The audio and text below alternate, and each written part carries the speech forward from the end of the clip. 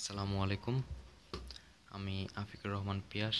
আম, এই ভিডিওতে আমরা দেখব যে আমাদের জাভা প্রজেক্টটাকে একটা সিঙ্গেল ফাইল কিভাবে করা যায়, that means runnable jar file কিভাবে বানানো যায়। কারণ আমাদের প্রজেক্ট যদি কাউকে শো করতে চাই সেক্ষেত্রে আমরা এই ক্লিপস ওপেন করে তো আর শো করব না, সিম্পলি একটা স্ট্যান্ডার্ড সফটওয়্যারের মতো আর কি, যে কীভাবে প্রজেক্টটা দেখানো যায় সেটা করব। তো সেই জন্য আমাদের পুরো প্রজেক্টটাকে রানেবল জার ফাইল বানাতে হবে। তো একটা কথা মাথায় রাখতে হবে, যখন আমরা জার ফাইল বানাবো তখন আমাদের ডাটাবেজের যে পাথটা সেটা রাখা যাবে না, সেটাকে আমাদের রুট করে দিতে হবে, রুট ডিরেক্টরি দিতে হবে। তো আমাদের এখানে দেওয়া আছে ডিবি ফোল্ডারের পাথটা, তো আমরা ফোল্ডারের পাথ যেটা সেটা বাদ দিয়ে দেবো এবং কোনো পাথ রাখবো না, সরাসরি আর কি এসকিউএল ক্লাস যেন পায় সেটা।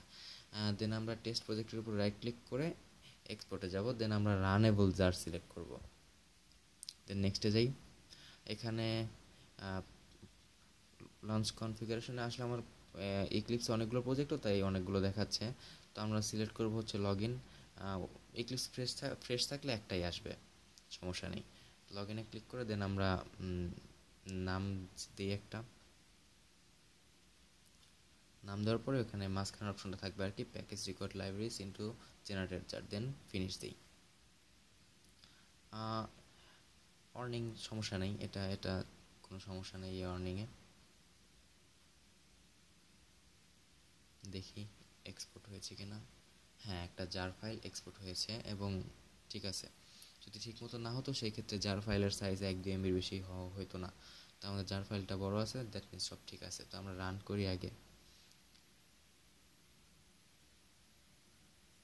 ওকে, রান হয়েছে এবং সে পাশাপাশি কিন্তু স্টুডেন্ট ম্যানেজমেন্টের যে এসকিউএলটা সেটা জেনারেট করছে, কিন্তু এটা আসলে কাজ করবে না, দ্যাট মিনস ডাটাবেস কাজ করবে না। কেন?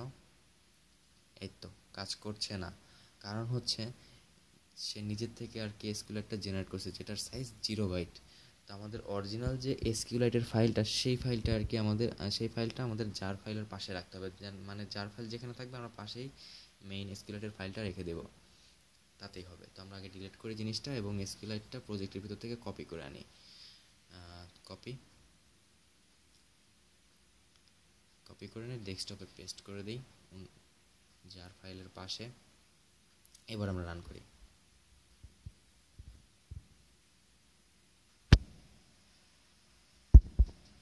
ওকে, ইউজার নেম পাসওয়ার্ড দিই।